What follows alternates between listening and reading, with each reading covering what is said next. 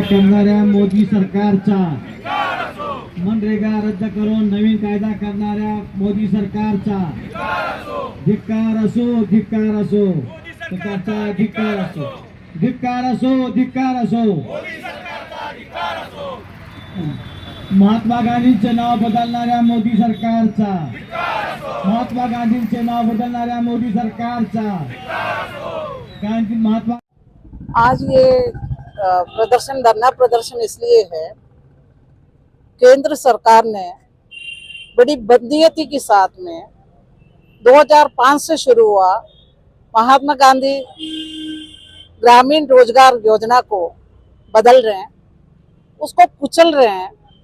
जो करोड़ों लोगों के लिए आजीविका का एकमात्र साधन था, 100 दिन का उनको संविधान प्रदत्त अधिकार था कि उनको 100 दिन हर हाल में रोजगार मिलेगा, और उसके 100% जो पेमेंट है केंद्र सरकार द्वारा होता था। अब उन्होंने नियम में ये भी बदलाव कर लिया कि 40% जो है राज्य सरकारें देंगे। 40% किसी राज्य सरकार के पास में अगर साधन नहीं हो तो मना करेंगे, हम नहीं करवा सकते हैं। और वो कह रहे हैं कि फसल कटवाने के टाइम पर भी ये नरेगा का कार्यक्रम नहीं चलेगा। एकमात्र उम्मीद जो करोड़ों मजदूर लोगों के लिए थे, जो रोजगार अपनी गांव में नहीं मिलने की वजह से पलायन कर जाते थे और बड़े बड़े शहरों की ओर जाते थे ताकि अपनी गृहस्थी को संभालने के लिए, अपने बच्चों की पेट पालने के लिए वो जगह जगह भटकते थे। तो एक उनके लिए एक आजीविका का एकमात्र साधन था नरेगा, जो उनको उनका गांव में मिलता था। अब वो बदल लिया। महात्मा गांधी के नाम से उनको इतनी नफरत है, वो भी हटा दिया, जी राम जी कर दिया उसको, वीबी जी राम जी। इसका क्या मतलब है? आम आदमी इसको क्या समझे?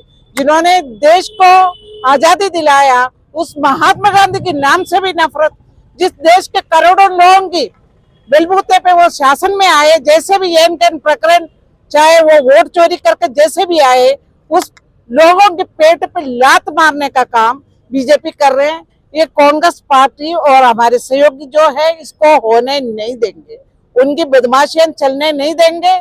2 लोगों को मजदूर प्रोवाइड करवाने के लिए, सस्ते से मजदूर प्रोवाइड करवाने के लिए वो नरेगा के द्वारा जो जीवन यापन करने वाले लोगों की, मजदूरों के पेट पे लात मार रहे हैं।